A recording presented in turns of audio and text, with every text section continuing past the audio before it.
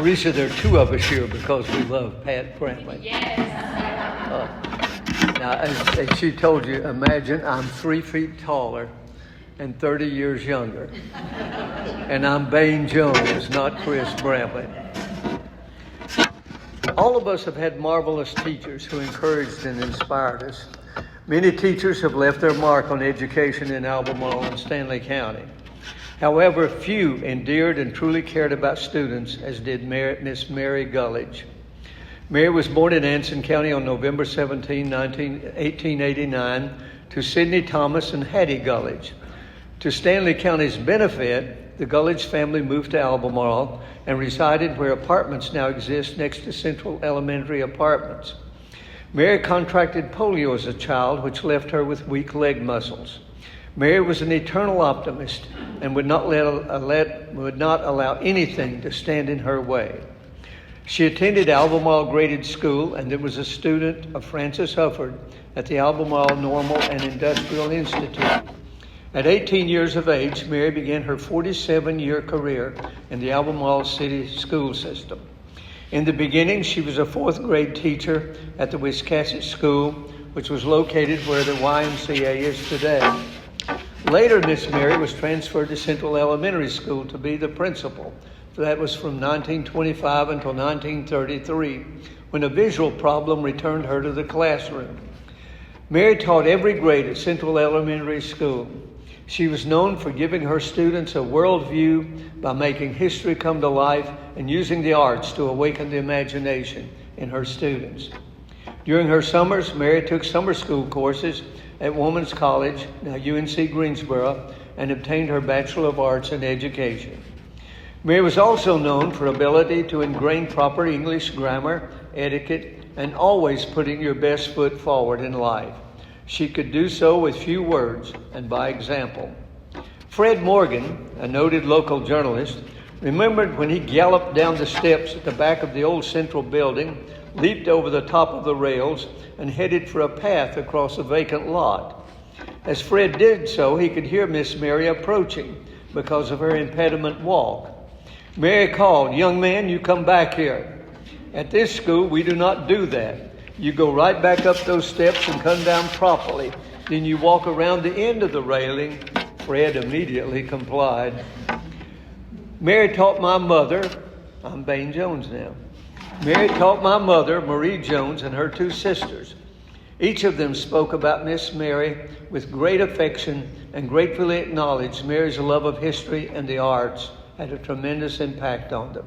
Mary gave extra credit for projects that related to history and the arts.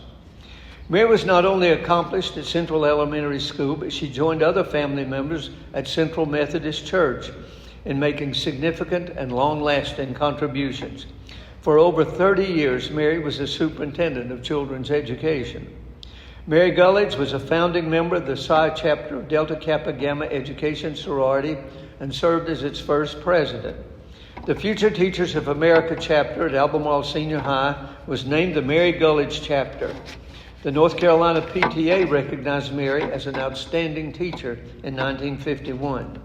Mary Gulledge retired from teaching after 47 years of distinguished service in 1954.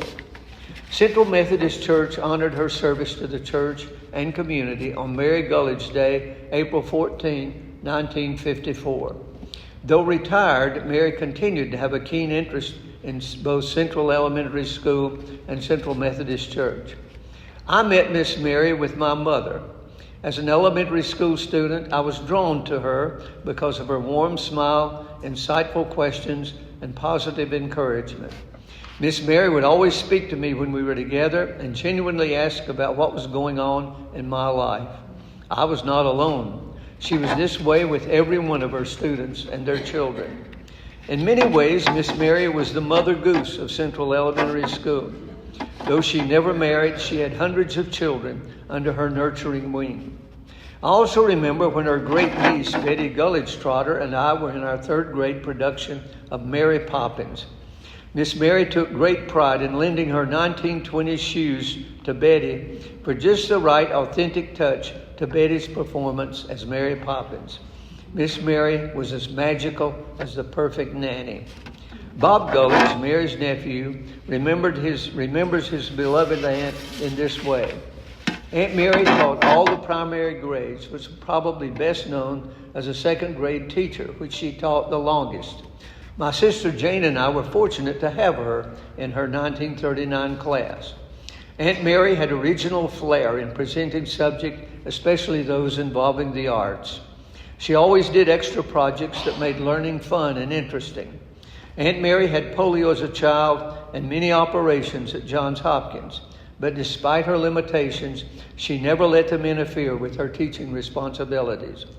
Aunt Mary took that rare interest in every student and always brought out the best efforts from each of them.